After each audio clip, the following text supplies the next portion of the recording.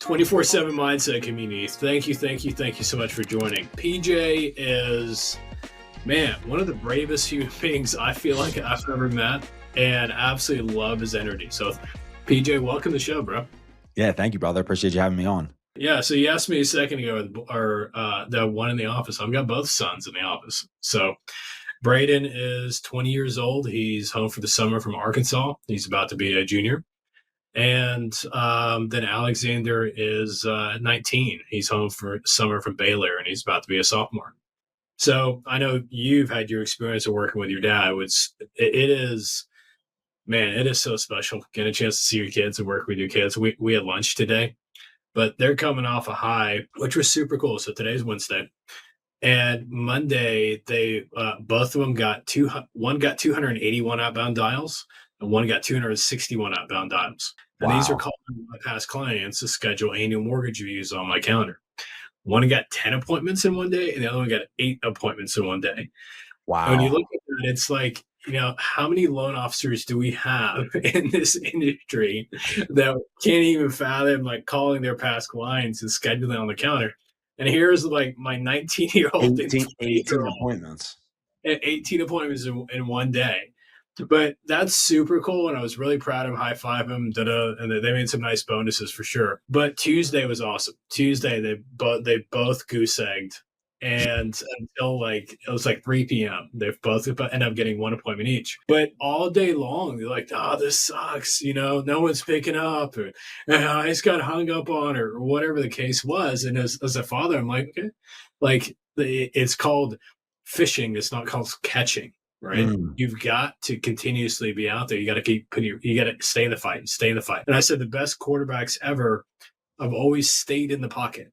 And I think when you realize that, like, I'm like, you got to get back in the pocket. And So good. we had lunch earlier today, and they both already had 3 appointments before lunch. And I think I'm like, do you see what I mean? Thanks for asking, but yeah, it's been pretty cool to come to your kids. Absolutely. Does it add more pressure or another level of performance, or do you just operate at the same standards you always have with the boys in the office or out of the office? 110% is the normal standard. Okay. I have one gear, and it's you and I are ridiculously similar in that area, dude. I have like one gear, and it's like balls to the wall, 100%. I love it, man. Number one, number two, but it's funny. Like, I know you got younger kids, but when they get to that age, that they're just smart Alex, and they're like, Dad, you have 6 appointments today scheduled on your calendar, but you only got 4. Only got 4 referrals out to wealth partners. And they're asking how many referrals. And so they're like harassing me. I'm like, dude, why you only get 4, Dad? You should be able to get 6. And like, are you not asking for a CPA referral? I'm like, come on. Hey, guys, give me some grace. Come on. It's been pretty neat for sure, dude. I love it. Let's go.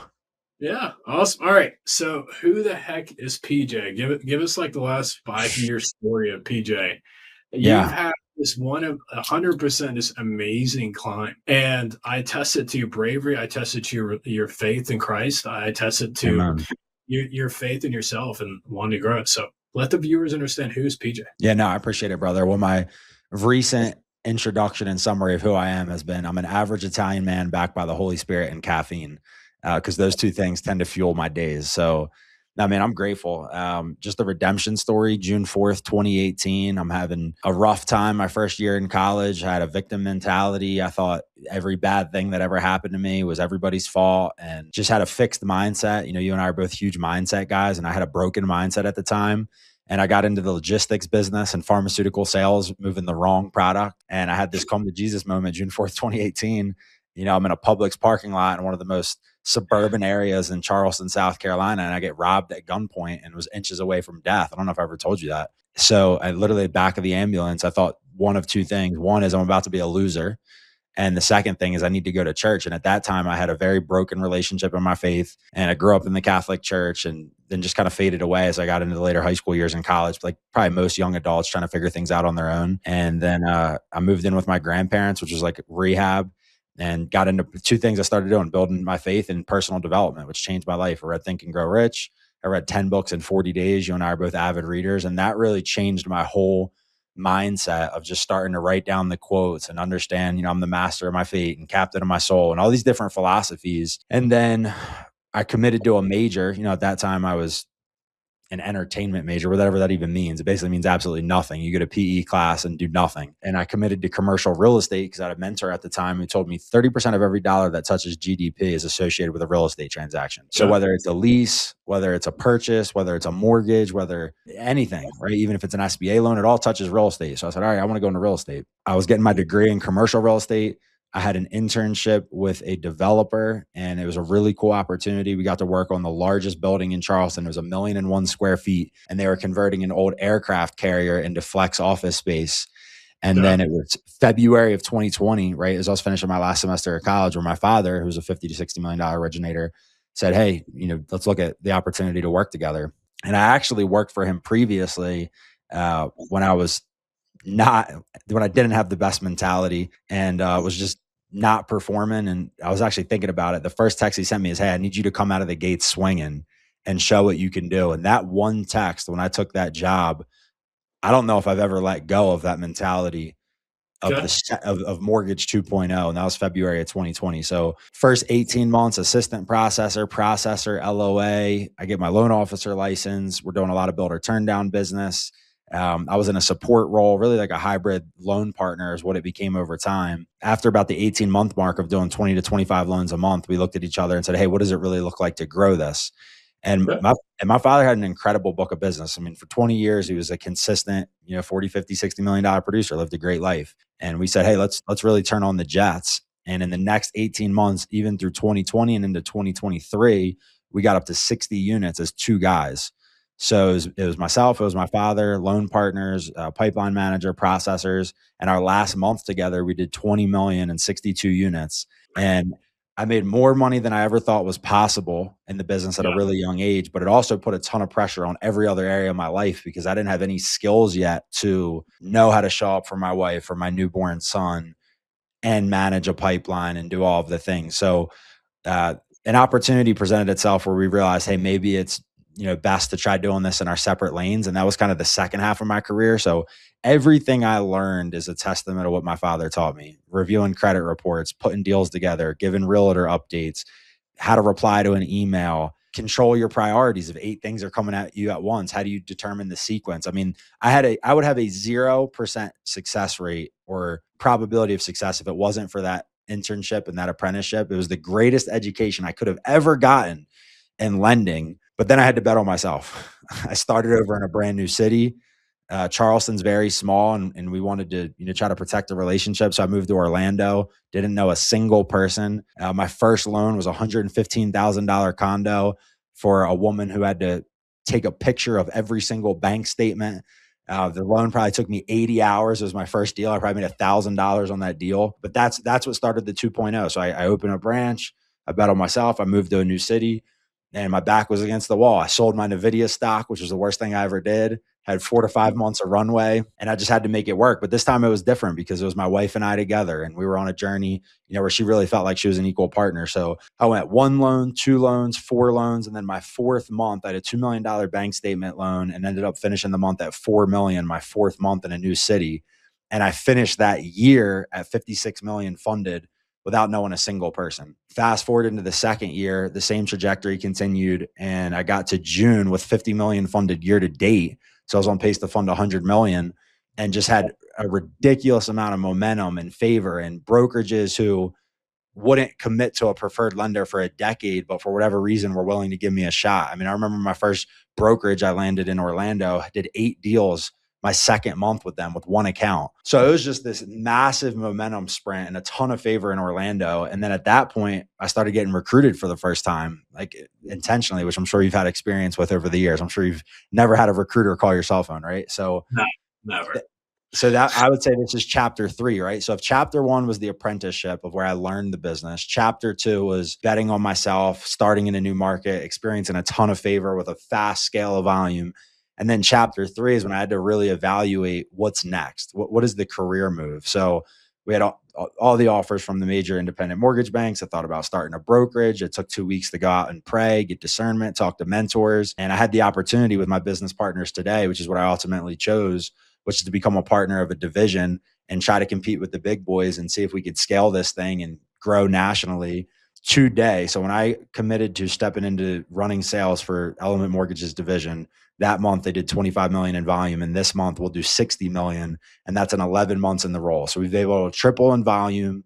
We have a ton of momentum, great conversations, great relationships.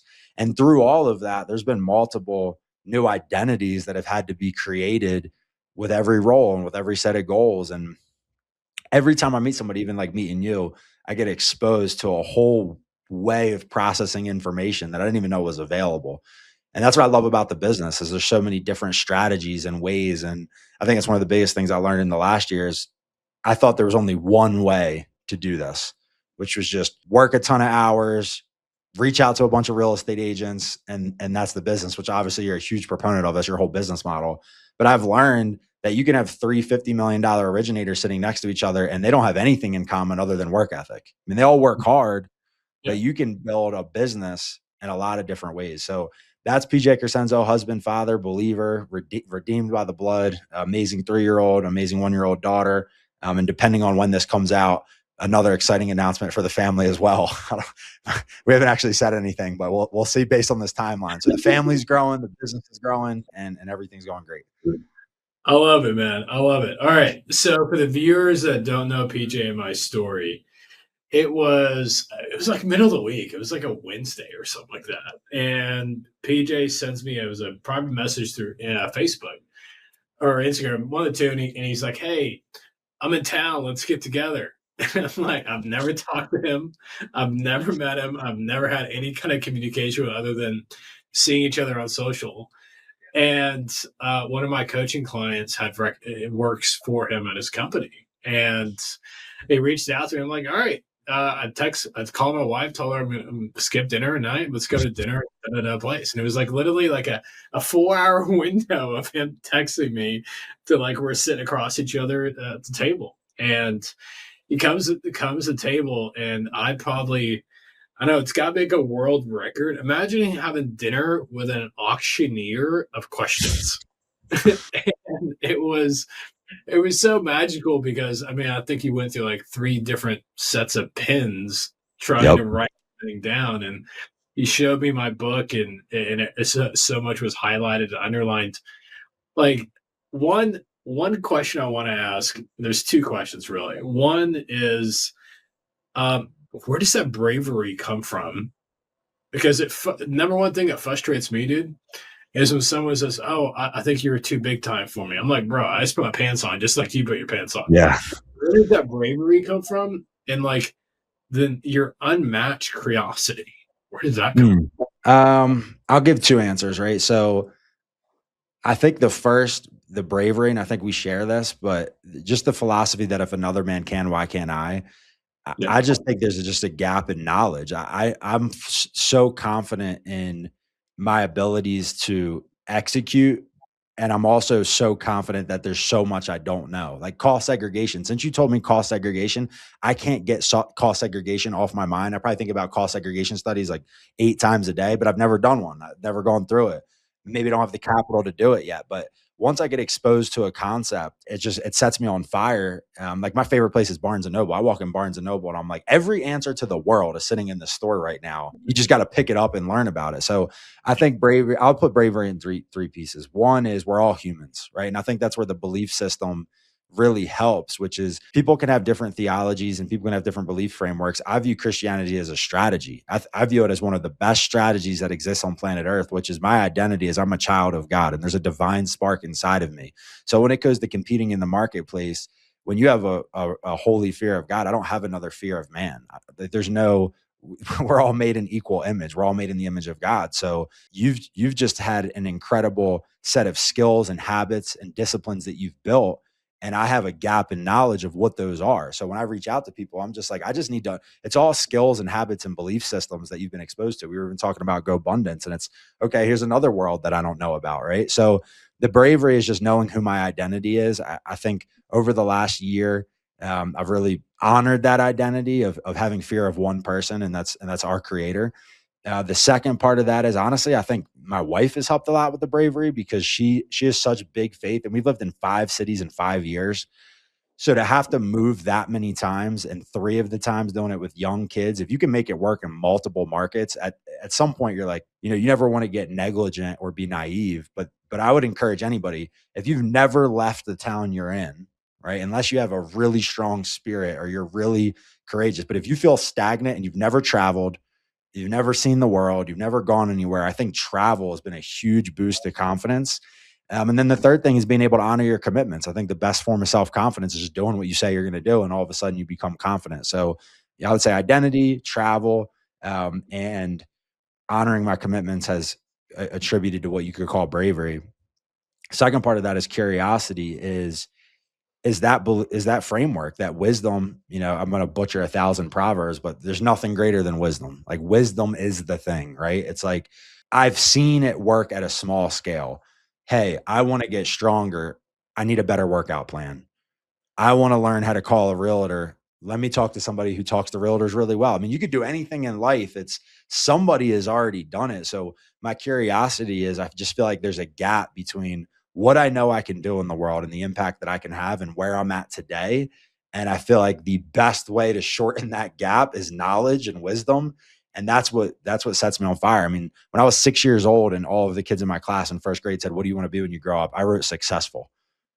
And the teacher's like, "What does that mean?" I'm like, "I don't know. I just want to be successful. I don't know what successful means, but that's what I want to be." And I've always had a fire where like some days it literally is like I'm starving. I'm literally starving. Like I'm on a fast for impact. Yeah. And that's what I would, and then I would say that's just favor. I mean, I didn't have anything to do with who my parents were or where I was born or what I went through as a kid. I think that's just favor from the Lord. And and that's what put the fire inside of me. And I want to make the most of every 24 hours. And the near death experience probably helped too, because my fire wasn't as bright when I was just going through the motions of making bad decisions. But when I got an inch away from death, I realized, wow, life is very finite. You can make a bad decision and quickly be in a bad spot. Yeah. So I don't ever want to sacrifice the positive momentum, and I just want to steward it well and give it all I got. So, but when you look at that, I mean, you're in a leadership role at your company, Element, and you've just massively grown so much. When you see a loan officer that has call reluctance, how do you help them receive call confidence? I would say that's two things. So the first thing is understanding what causes call reluctance. And I would say, going back to the Viktor Frankl, and I know we share some of these like philosophies, is like a man that knows his why can endure anyhow. So what I've found recently is a lot of the call reluctance is just not having a strong enough why. I find out they're not the sole provider. I find out they don't really need to close the deals. I find out they had one bad experience that's created a narrative that every experience is now going to be bad, and they don't want to face that pain. So the first thing is I'm just understanding what are the goals and what are we trying to accomplish. I mean, I had a conversation today, great conversation with a loan partner, and the performance wasn't there. Finding out they really want to be a processor. And I'm like, okay, well, let's be a processor. Like, what do you want and how do we make it happen? Right. There's usually a reason behind it, but how do I help them overcome it? I would say go through the worst case scenario, like get into an abundant mentality of, okay, you call this realtor and they tell you, don't ever call me again. How does that impact you? All right. So you call the next one, you call the past client. The past client says, don't contact me anymore. Contact another one. Like I believe, and this is one of my favorite quotes from Myron Golden, there's never a lack of abundance. There's only a lack of an awareness of abundance. So they're just lacking the awareness that there's so much business in their market. They just have to tap into it. So that's my strategy on call reluctance, is going to what's the worst possible outcome. And do we have a vision and a why that we're connected to? Because if we're not connected to the vision and the why, we Yeah. can't be comfortable going through the worst possible scenario. Then we're never going to take the massive action we need to create the results we want. Well, you also look at how big of an ocean out there is in business. So obviously, I'm in Dallas Fort Worth, and my team will do at a slow year, I'd say about like 700 fundings a year. Average is about 800 fundings a year. So you're looking at over a 2 year span, 1,600 fundings.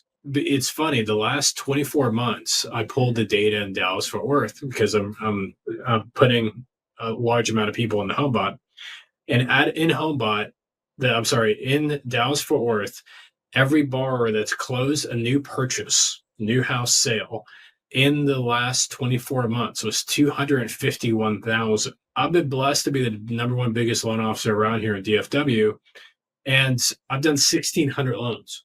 $251,000. What is that percentage on 250? So 1,000 on 100,000 is what? 1%, Super small. 2%. I say 1,600 divided into 250,000, 0.006. Yeah, I mean, come on. So if you wanted to do 5% of market share, you'd have more business than you can ever handle for the rest of your life. 100%. So the point I'm trying to make is like all these loan officers, there's not enough business out there. You just you don't have enough reps. Like go put a loan officer, one of my coaching calls earlier today. And he was like, man, it's just really hard. I said, how many realtors do you think you needed in 2021 to be able to go to do 10 fundings a month? And he said, 5, maybe 6 realtors. And I said, well, in 2026, you need about 25, even 30, realistically. Or just call me silly. You can do 5, 10 realtors, but do 5, 10 CPAs, So 5, good. 10 advisors, 5, 10 family will attorneys, 5, 10 insurance agents, 5, 10 deals from your database. And you look at, holy smokes, there's a whole blue ocean out there if you just put a different pair of lenses on, and look at things differently. So good. No, I love it. I mean, I think when you attach yourself to the reality that you're in the people business and you're not in the loan business, your awareness of abundance increases. And that's what I loved about your framework is, wow, there's so many different ways and multiple buckets, my workflow, my past client strategy, who I'm reaching out to. I think it's the book, The Go Giver. That's, kind of mimics your philosophy. Hey, I want to give back. I want to make impact. I mean, there's just no reason if you're going to dedicate 40 hours a week to a craft that you can't close. And I mean, everybody will give a different number, but 4 loans a month. I mean, that's 48, 50 loans a year. I think it's physically impossible unless you either don't have the strategy, you just don't have a good strategy, or you're not executing the strategy. Those are the only 2 realities for how you can't do 48 loans a year as a full-time originator. It's either time or strategy. Yeah. So when you read 24/7 Mindset, what were some of your takeaways you want to share with the audience? Yeah, I would say the first one is a different philosophy on what the business can look like. Work-life integration was really important to me because I had a point in my career where we were doing really big volume, but I was neglecting so many other areas of my life. And seeing people enjoy the fruits of their labor is why we do labor in the first place, right? I mean, the whole reason why everybody starts a business or gets into this is so that they can say yes to their wife and say yes to their kids, take the golf trips, take the travel trips. So the first thing is just a different philosophy of what can this business look like, right? It's so radical. I'm looking at it 24 hours, 7 months. You're just like, is this even real? Like, is this even a real concept, right? So first is different philosophy. The second is intentionality. How intentional you were in every part of your business. I really appreciated from a competitive standpoint, from another professional, somebody that loves greatness. I mean, from what is the loan partner doing to what does our bonus pool look like to what is the cadence in which we're following up to our past clients to what is the script and how we're calling our past clients to what is the percentages of conversion we need. I mean, there's just so much intentionality in the book. That's number 2. And then the third is the abundance of referrals that exist outside of the industry norm, right? So this is a guy who's the poster child of you can do big volume outside of the one lead source that everybody has been contacting for 40 years or 80 years or however long they've been contacting real estate agents, right? I think like the 50s is when residential real estate really popped off, or the 40s, right after World War II and the housing boom took place. So what is that now? It's 70 years. So it's a different way of doing business. And those are probably 3 of my biggest takeaways from the book. The biggest number one message that I want people to understand from the book: I'm not a unicorn. Dude, I'm ADHD, I'm dyslexic, I have dysgraphia, never went to college, graduated high school living out of my car. I mean, the list goes on and on and on. And you look at it like, all I did was figure out, just to study and read. And I've read a book a week since 2012, and I know you're a huge reader yourself. And to the audience out there, the way that I read a book is I study a book. And when I ADHD, dyslexic, and dysgraphia, so I have to listen to the audiobook and I have to follow along on my finger, or there's zero chance I'm going to resonate any of it. Number 1. Number 2, everywhere I go, there's a notepad just like this, with paper and pen right next to it. And there's a line right down the middle of the notepad. And with the line down the middle of the notepad, there we go. Love it. On the left-hand side of that line, it has asterisks of ahas that I learned. On Mm. the right hand side of that line has open boxes of tasks, items I want to implement in my business. Once I complete the book, let's just say there's 19 things I want to implement. I grab 3 highlighters. I grab a green for what I want to implement in the next 30 days. I grab a yellow for what I want to implement in the next 60 days. I Mm. grab red for what I want to implement in the next 90 days. And I sit down with my executive assistant and I say, hey, here's the top 6 things I want to implement in the next 30 days. Who, not what who on the team can help me bring this to life? It's a who, not what. Number 2, where do we time block this on my calendar so I can actually implement this and bring this to life? So Like I good. study books. I don't read books. And I think when you learn to study a book that way, your implementation, your trajectory is like flipping massive. The reason why I'm intentional is because how many books I've read that I've learned from, but actually truly learned it instead of just skimmed it or listened to an audiobook. No, I love that. I mean, my takeaway from that's intentionality. There's intentionality and there's extreme intentionality. And that's what you've been able to do on a consistent basis. I mean, when you told me the year of how consistently you've been reading and implementing, it's just unheard of. You know, there's this one of the great books, Science of Success. And then that's the story of your life. You put together enough habits. I mean, I'm reading a book right now, it's called Rich Habits of Millionaires. And there's a study where a guy spent, was it 24 months with 233 millionaires and then 233 people that were living below middle class. And Yeah. it's habits. It's what are you doing on a daily basis? I mean, that is the differentiator between building a life of abundance and living a life of scarcity. And I mean, I think it's also you have this trait. You're probably better than me at it, but I feel like I do it pretty good. And when I read a book and I study a book like that, and I've got the notes, I just take snapshots of it. Now there's printouts, but I take snapshots of all my ahas, all the notes, what I want to Mm, implement, how they're broken down, and I send them out to the author. That's how so I good. was able to get a Zoom with Simon Sinek. That's how it was Ed Wow. Milet, a Gary V. And when an author receives a study and it's hand typed, it's handwritten, it's not like AI or something like that. Like and like that is an author's life's work. So So I've been so blessed to have so many great mentors give me the time of day that I've never met, but I've read their books and I've reached out to them and I show them I studied their life's work. And my question is really simple. It's like, hey, I've studied da da da, but I've got a couple questions I really want to bring this to life. I think this is how you do it. Can we spend like 15 minutes on a Zoom together? And before you know, it's a 30-minute Zoom, and you know, Mike Atkins he's a billionaire. He's out of Indiana. I sent him that, and he wrote the book Scaling Up and the Rockefeller Principles. I sent it to him, and he goes, "Hey, um, I wanted more of his time, so I reached out to him. I said, "Hey, can I come spend the day with you? I just want to shadow you. I just want to watch what you do during the day." And he's like, wow. "No, no, no." And I said, "Okay, what's your favorite cause?" And it was about cancer. And I said, what if I make a $10,000 donation to your favorite cause? And he's like, say less. I flew out Wow. there 3 weeks later, got to follow around the billionaire from boardroom meeting to his reading time to his time with his family. And it was like, and now we're in like text changes together. The point I'm trying to make, PJ, is like so many people see these top celebrities or these top authors or these top influencers and they ask themselves like they must be smarter than me or they must be better than me. I think a gift that you have and I've learned to have is something I've had to learn to do is like that dude on stage or that dudette on stage is no different than me. So It's good.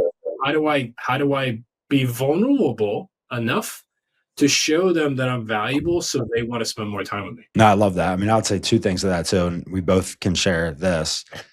Honestly, it's having a great wife who reminds me that I am valuable enough. I mean, if it wasn't for my wife who constantly told me, "Hey, not to take away the incredible accomplishments so many people have had, but he's just another guy." Like, there's no room that you can't be in. There's no audience you can't impact. There's no business that you can't succeed in because the self-talk that comes I mean, it's a spiritual battle. You're constantly fighting it. Am I worthy? Am I good enough? That's the lies of insecurity you have to fight. But when you have people around you who can pour into you, believe you, coaches, mentors, an amazing wife, that helps. And then the other thing about what you said is it's authenticity. I Yeah. heard recently authenticity has a higher frequency than love.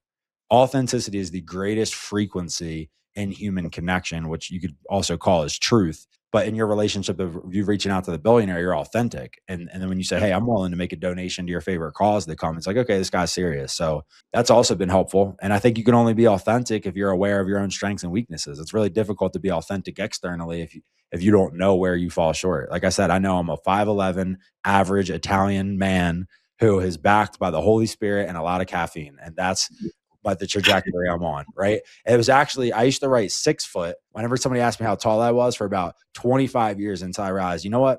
I'm actually 5'11" and it's okay. And I'm going to own it and just own who I am, own who you are. Who cares, right? I mean, like God made you in a way for a special reason to just own your life, and all of these opportunities will come your way when you own where you're actually at. 100%. Amen to that. All right.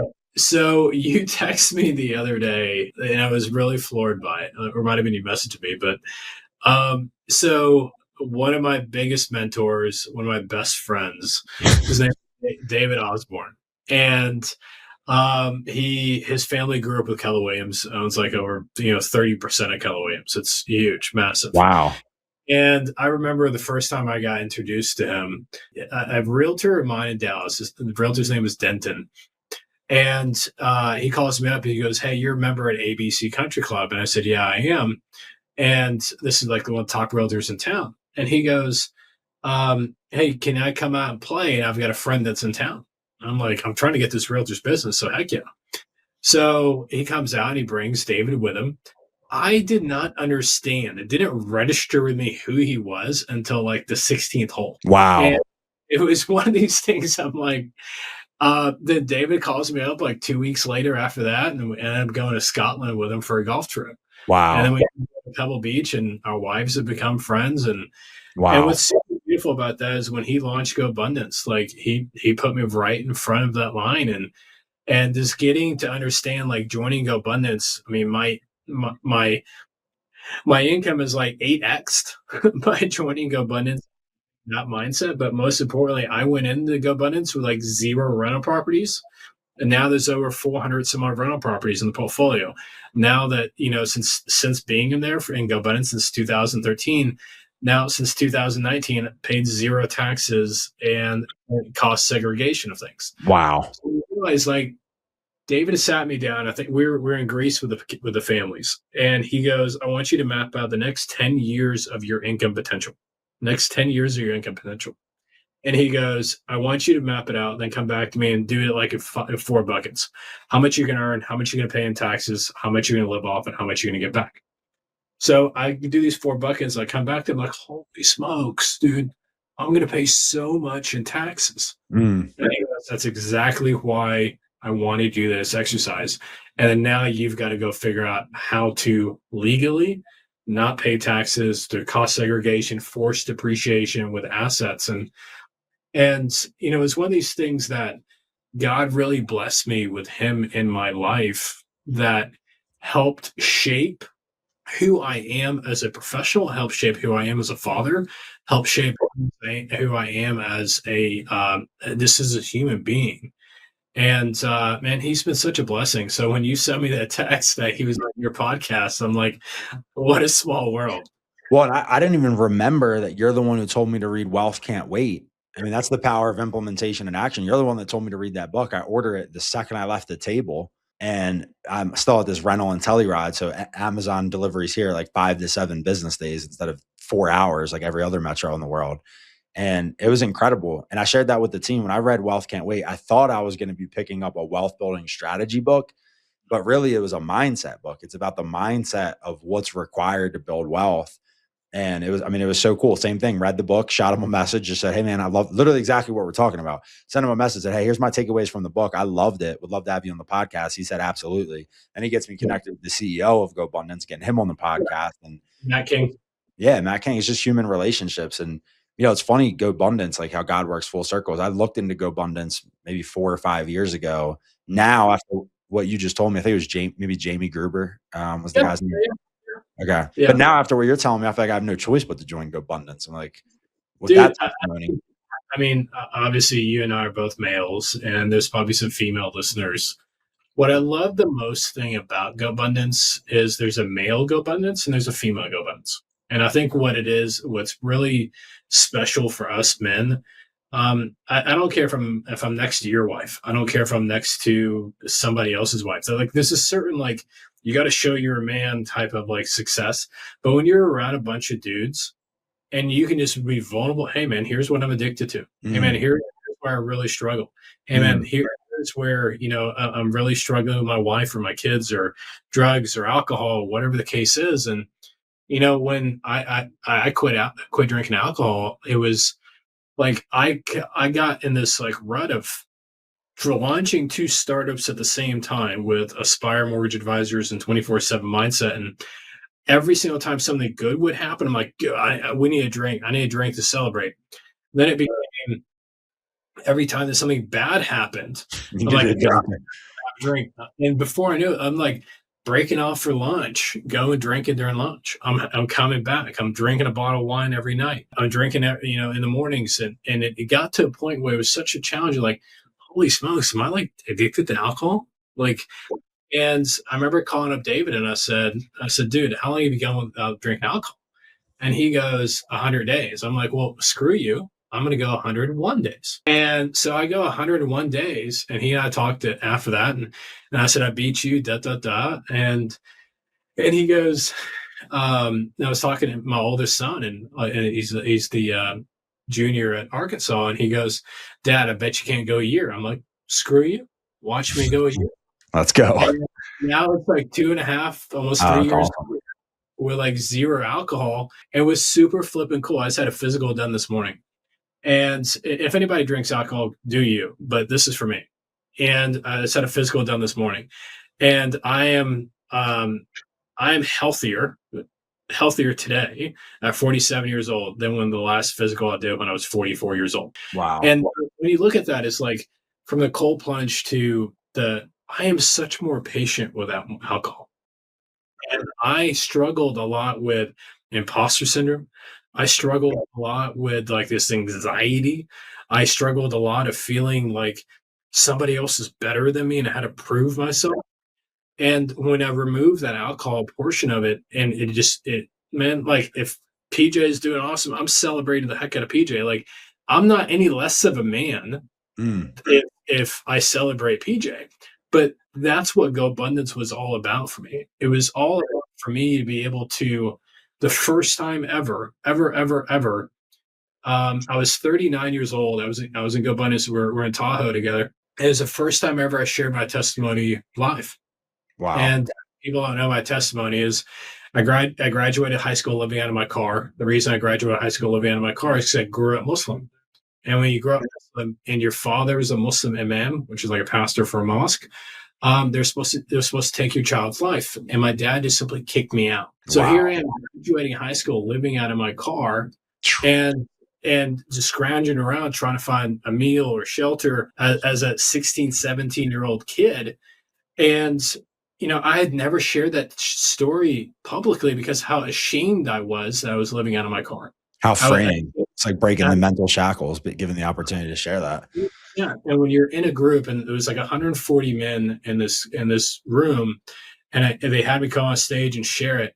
I've bawled so much on that stage. I was 39 years old at the time. I get off that stage. The first time I was ever brave enough to share my testimony publicly, I get off that stage, and who's there?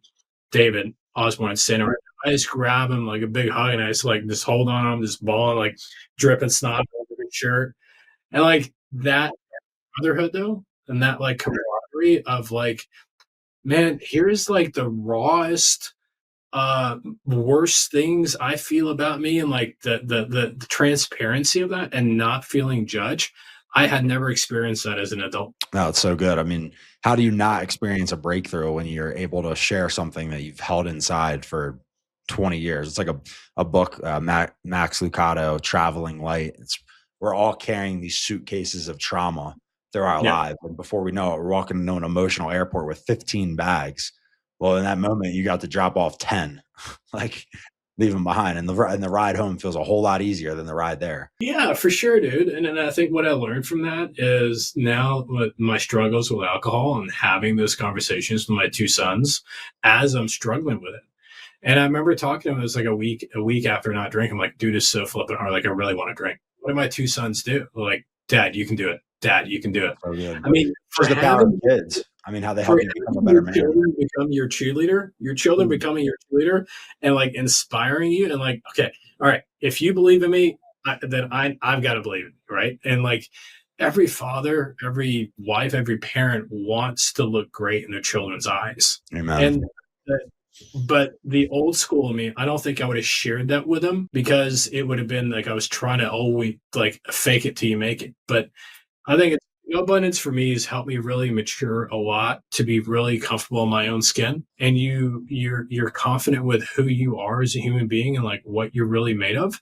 It's really easy to accomplish everything, anything you want to accomplish because you stop judging yourself. I love that. What's some of the best? All right, so one is self identity and self esteem, confidence. What are some other strategies you've learned? Did cost segregation come from GoBundance? 1000%, one Wow, thousand percent. And that was I would life say, changing. I mean, the Rockefeller principles of life insurance. I mean, the way that I've built our family trust and the way that I've built the life insurance policies, the cash value life insurance policies. I mean, and literally, we had lunch today, me and my two sons, and I pulled out the cash value life insurance policy we got from Northwestern Mutual. Just came in, and I'm showing them, hey, this is how much you got. This is how much in the trust, and I'm showing them here's the trust, here's the S corp, here are the LLCs, and I'm showing them at lunch, and this is a 19-year-old and a 20-year-old, right? So But good. they're soaking it up and like they're so light years ahead. Well, I would have never known how to build generational wealth through cash value life insurance if it wasn't for GoBundance. I would have Wow. never known cost segregation and then removing the risk of having inheritance tax if it wasn't for GoBundance. Because like there's rooms that people are in that the amount of wisdom and knowledge and experience is light years past the regular person. I was always, hey, I'm going to make a big W-2. I'm going to make a ton of commissions. I'm going to make a lot of commissions. And before you know it, you realize really quickly making $1 million is the dumbest thing in the history. It's keeping $1 million. So good, And bro. when you think about it, it's like this is what I'm putting in book number 2. I'm talking about how first you've got to think about making $1 million. Then you've got to earn making $1 million. Then you've got to receive and keep $1 million. Then you've got to make residual income of $1 million. Then you've got to donate $1 million. Like that's the cycle of true wealth. You think it, you earn it, but then you go from being the hardest working person into the smartest working person working the room. And then you become the person that's giving the most amount of impact because now you're donating $1 million. I love that. That's beautiful, brother. I can't wait to read it. Thanks. Count me in for a pre-order. I love it. I'll get that 1995. Let's go. All right. So we've got 5 minutes left. I want to give you some closing thoughts. I want you, man, you've got I absolutely freaking love you. And I love the passion of you and I love like the drive of you and the curiosity. If you go back to the PJ of 1 year in the business, the PJ of 2 years in the business, like the younger loan officer PJ, what advice would you like to tell him differently? I want to be intentional with my reply. Well, I think the advice that I'd give year 1 PJ and year 2 PJ is different. I had a loan officer recently ask me, what do I need to do to be a loan officer who closes 20 deals a month? And I said, do exactly what you're doing now for another 12 months. Because like you just can't, I heard a quote, you can't be 30 years old without being 30 years old. Like it's just, so what I would tell myself is fall in love with the journey and embrace the pain. Just fall in love with the pain. Like my thing that I've told myself recently is every morning, one of my affirmations is I love responsibility.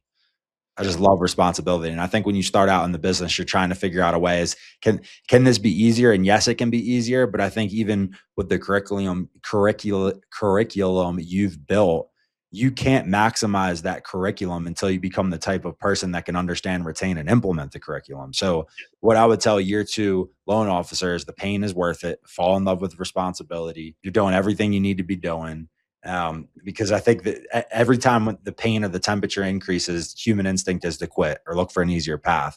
But just like you said, you can't work smarter until you work harder.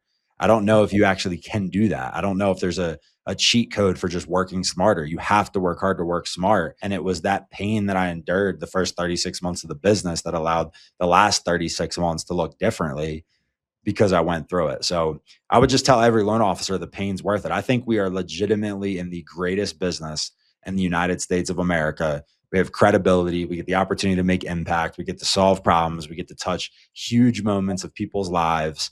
And I wouldn't want it any other way. Yeah. And I think one thing that you do ridiculously well is you do not compare your insides to other people's outsides. You don't compare your insides to other people's outsides.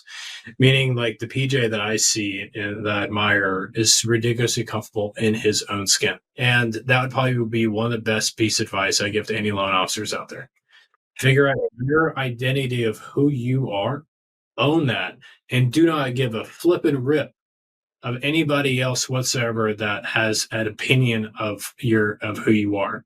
One of the best quotes I've read, it's I am not what I think I am. I am not what you think I am. I am what I think you think I am. When it's so horrible to think for so many years, my identity was what I thought other people thought of me. And when you look at that, it's like the shackles, because all you're doing is living for other people. You have no control. You have no control. But like, if you live a flippin' life trying to impress everyone else, there's zero chance you're ever going to impress anyone else. And it doesn't matter. I mean, if none of these people pay your bills or help birth your children or help provide for you, their opinion doesn't matter. Well, and I've recently heard the reviews you get in the living room are way more important than the reviews you get in the boardroom. And that shattered my understanding. Who does my wife and my kids say I am? If they say he's an amazing dad, he's an amazing husband, we love when he's home, that's where I have all my peace. If I'm the man in my living room, then I'm the man everywhere. I don't really care about anything else. Yeah, well, I hope one day you'll get a chance to meet Nikki. She could give a rip about any of my professional accomplishments. She could give an absolute rip. And it's funny because I say that, but I don't say that in like a negative way. All she cares, what kind of father am I? And what kind of husband?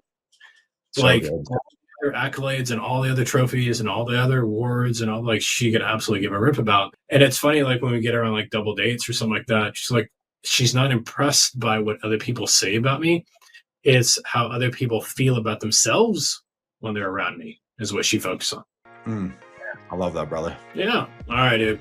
Well, I love you. Thanks so much for making time, man. Hopefully you get a chance to see you soon. And thank you again for making time to be on the show. Yeah. Thanks for having me on, brother. God bless.